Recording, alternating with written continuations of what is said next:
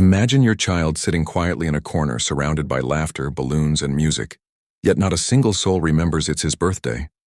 What would you do as a parent? Before we dive into this heart-touching story, make sure you like this video and subscribe to Kindness Tales Live for more emotional, real-life inspired stories that touch your heart and soul. It was a bright Saturday morning, the kind that buzzed with warmth and excitement. The Khan family was preparing for their annual family gathering, a day when cousins, aunts, uncles, and grandparents all came together to celebrate love, togetherness, and good food. For most, it was just another happy reunion, but for me it was more than that. It was also my son Adam's 7th birthday. I had planned to surprise him later in the evening with a small cake, thinking it would make the day even more special amidst the family celebration. Adam was the quiet type, gentle, observant, and always full of hope. He had been counting down the days, marking little X's on the calendar every morning. His excitement was pure, innocent, and radiant. But as the day unfolded, I realized something was about to go terribly wrong. The house was full of laughter and chatter. The smell of biryani and freshly baked naan filled the air. Children ran across the garden playing hide and seek, while the adults gathered in clusters sharing stories and teasing one another. Everyone was busy catching up, snapping pictures, and joking about old memories. No one, not even for a moment, remembered that today was Adam's special day. I watched him closely as he stood near the snack table clutching his small toy car. Every time someone entered the room with a wrapped gift, his eyes lit up, only to dim again when the gift turned out to be for someone else. My heart ached. I kept telling myself, it's fine. Just wait till evening. The surprise will make it all better. But then my mother called everyone to the main dining area. Come on, everyone. Let's cut the cake and sing for Grandpa, she announced cheerfully. I froze. Grandpa's retirement celebration, the main reason for the gathering, had taken over completely. I had forgotten to mention Adam's birthday in the family group chat. Now, as everyone surrounded the table and the big cake that said, "Congratulations, Dad," I saw my son standing behind the crowd, his smile fading, his little hands gripping his toy tighter. He looked at me once. Just once. And that look broke something inside me. It wasn't anger, it was disappointment, the kind of quiet sadness that no words can fix. His eyes glistened, but he tried to stay strong. When everyone started singing for Grandpa, Adam slipped out quietly to the backyard. My heart twisted. I wanted to run after him, but I couldn't move. Not in front of everyone. Not yet. After the cake was cut, I excused myself, pretending to fetch something from the car. When I stepped outside, I found him sitting under the old mango tree staring at the ground. His toy car lay beside him, and his small fingers were drawing lines in the dirt. "Hey, buddy," I whispered, kneeling beside him. He didn't look up. "Did you like the cake?" he asked softly, trying to sound casual, but I could hear the tremble in his voice. "It was nice," I replied, my throat tight. "But you know what? I think there's still something missing today." He looked at me finally, his eyes red. "Yeah," he said quietly. "No one remembered my birthday." That moment shattered me. I pulled him into my arms, holding him close as tears welled in my eyes. I wanted to tell him about the surprise, but somehow it felt meaningless now. He had already felt forgotten. And that kind of pain stays with a child longer than any gift can fix. As I held him, I promised myself one thing. I wouldn't let this mistake define his day. Something had to be done. Something that would make him feel loved again. Little did I know, that night would turn into one of the most unforgettable lessons about love, family, and the simple act of remembering someone who matters. Before we move on, if you're feeling Adam's pain and can relate to this moment, don't forget to hit the like button and subscribe to Kindness Tales Live for the next emotional chapter. You won't believe what happens next. That evening, the sound of laughter echoed through every corner of the house, but to me, it all felt distant, like a cheerful noise trying to cover up a heartbreak. After our little talk under the mango tree, Adam went quiet. He didn't cry. He didn't throw a tantrum. He just stopped smiling. For a 7-year-old who used to make everyone laugh with his silly jokes, that silence was deafening. I tried to keep things light, asking him if he wanted to play with his cousins or help me set up the decorations for later, but he shook his head each time. He just sat by the window watching everyone else enjoy the party that wasn't for him. Inside, I was torn apart. I had planned a small surprise for him, A chocolate cake, his favorite color balloons, and a new remote control car I had hidden in the cupboard. I thought waiting until the evening would make it special, but now it only felt like an afterthought. Everyone had already celebrated Grandpa's moment, eaten the cake, and moved on. The energy was fading, and I feared Adam's heart had already dimmed with it. As the evening grew colder, my sister Amina noticed my unease. "You look troubled," she said, pouring me a cup of tea. "Is everything okay?" I hesitated. "It's Adam," I confessed quietly. "It's his birthday today." And no one remembered. Her eyes widened, guilt flashing across her face. "Oh my God. Are you serious? None of us knew." I nodded.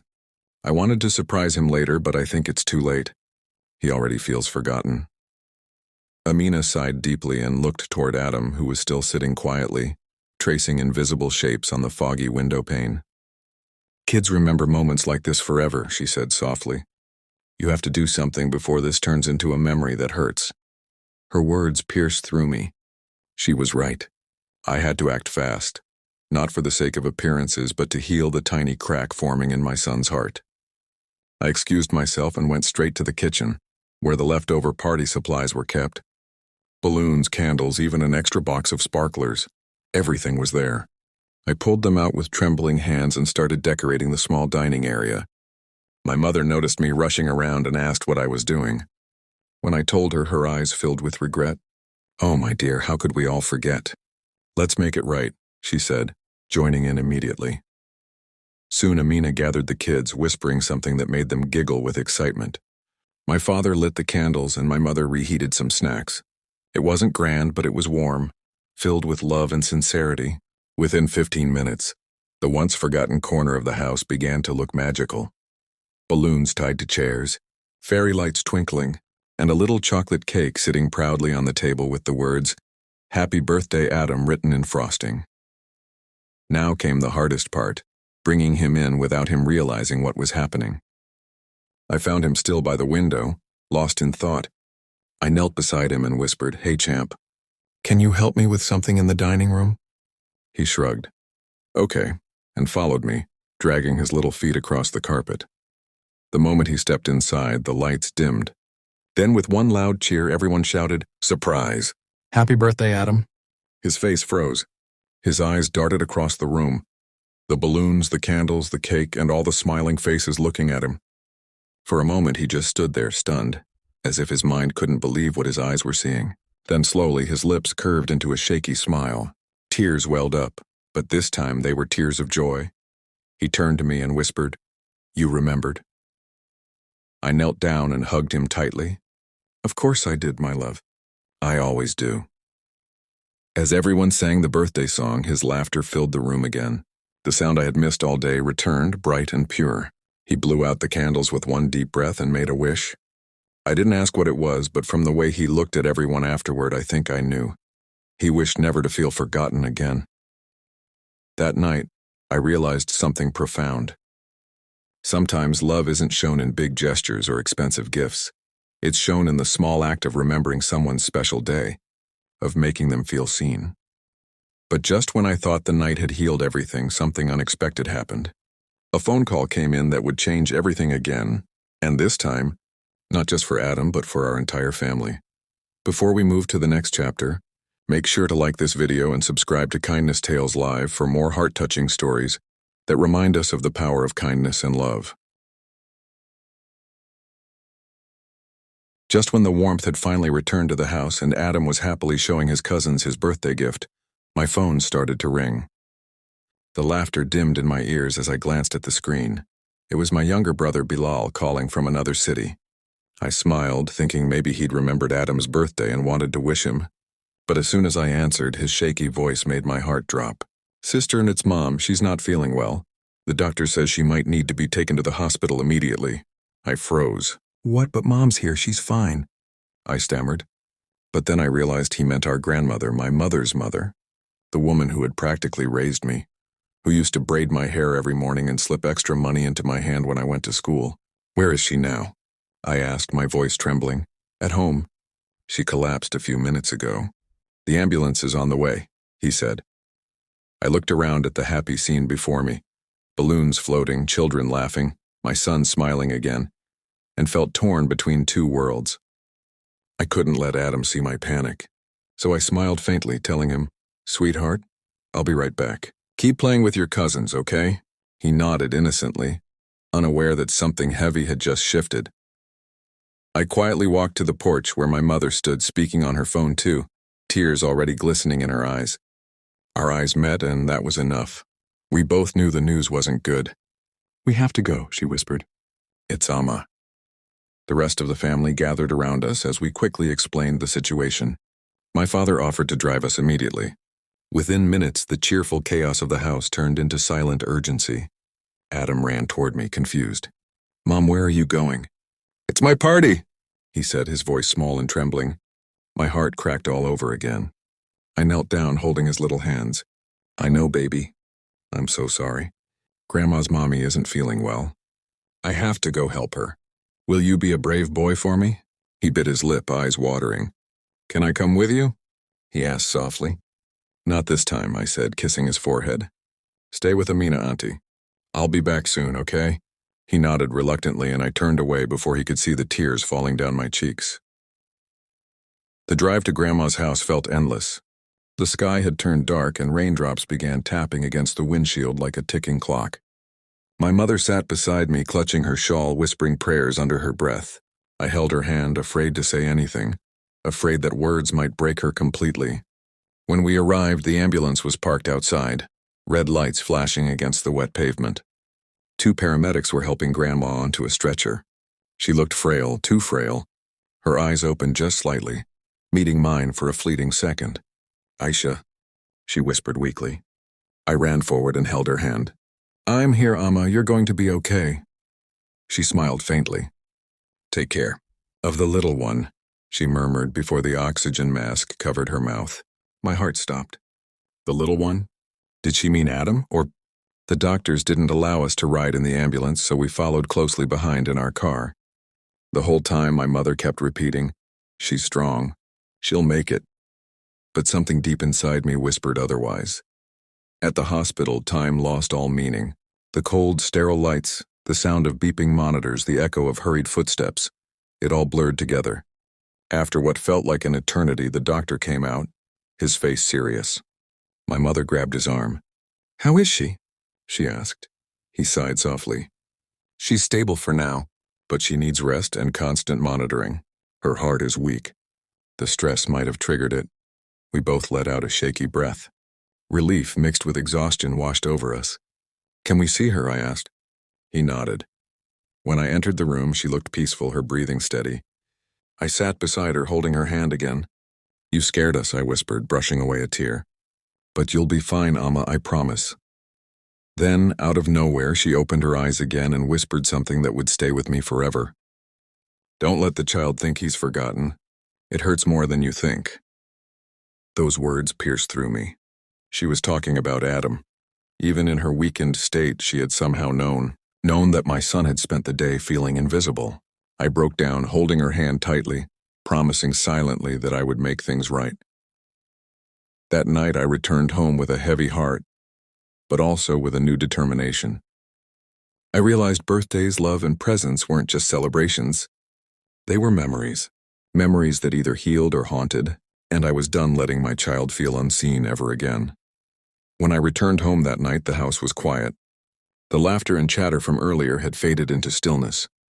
The balloons still hung in the corners, some half deflated, the cake half eaten.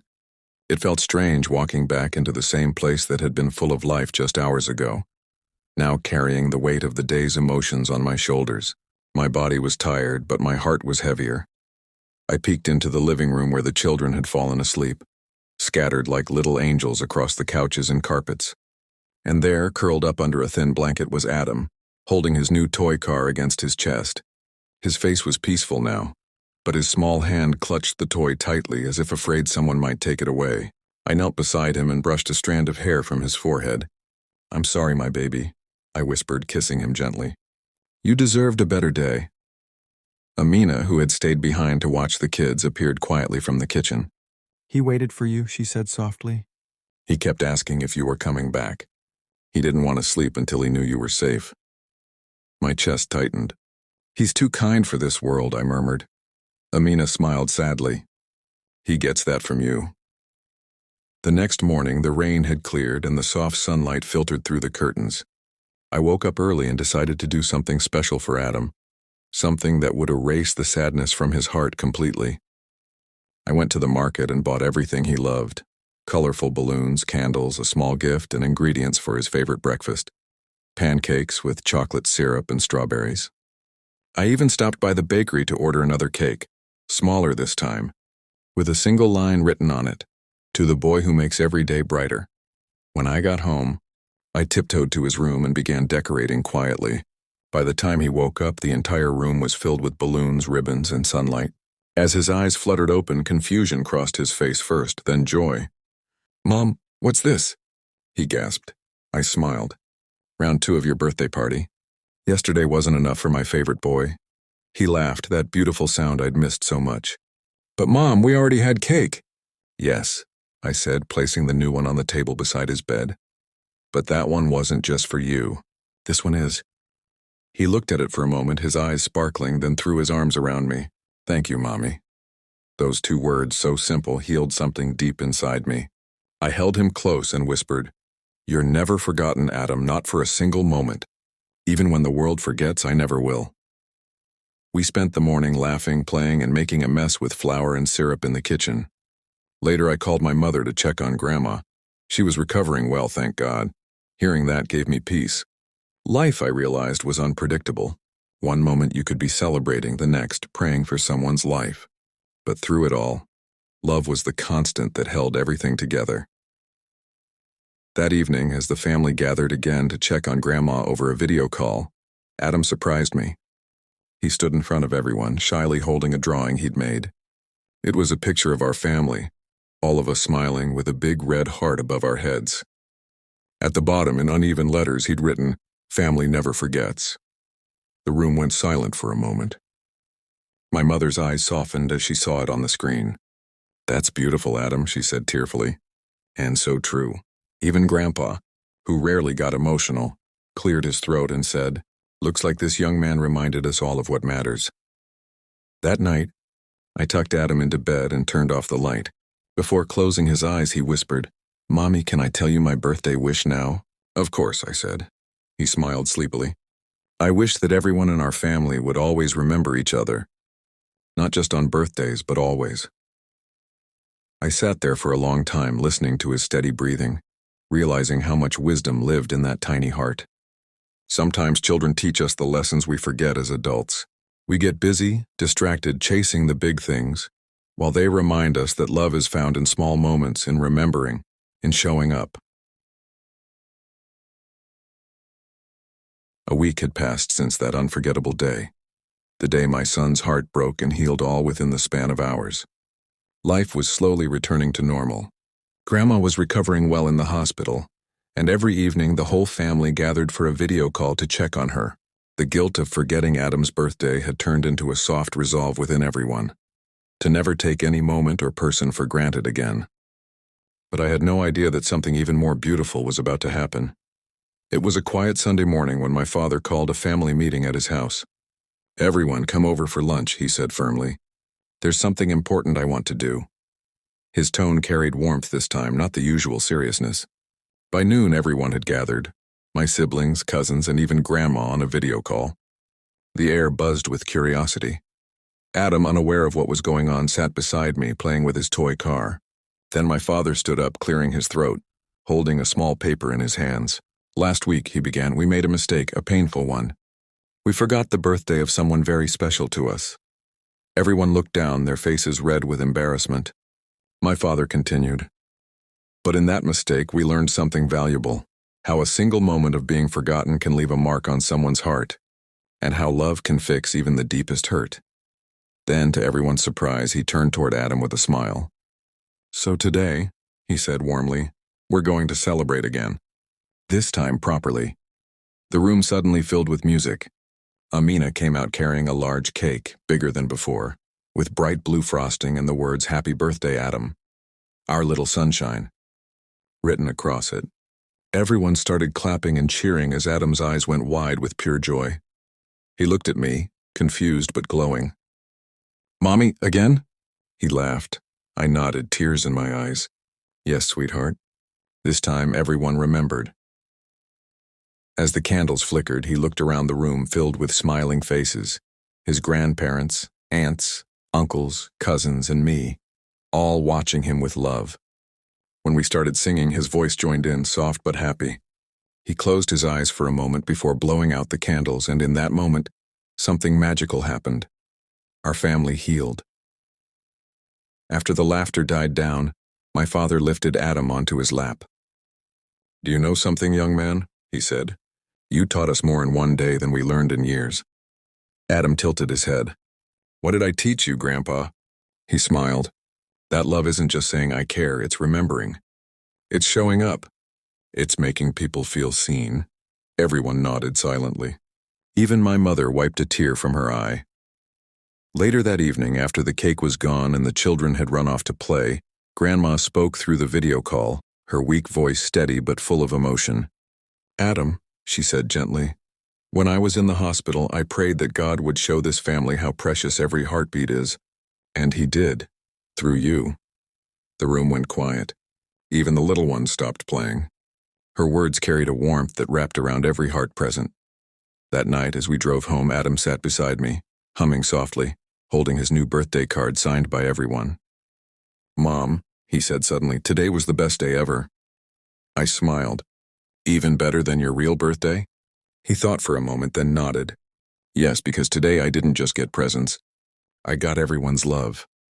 I looked at him, realizing how right he was. That day wasn't just a second celebration. It was a rebirth of family connection. It reminded us that time spent together is never wasted, and that even when we make mistakes, we can still make them right with love. As I tucked him into bed that night, he hugged me tight and whispered, "You know what, Mommy? I think Grandma's right.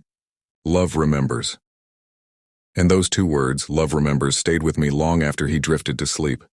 They became a promise, a quiet reminder to always notice, always care, always remember. Because sometimes the smallest heartbreaks lead to the greatest lessons and the greatest stories.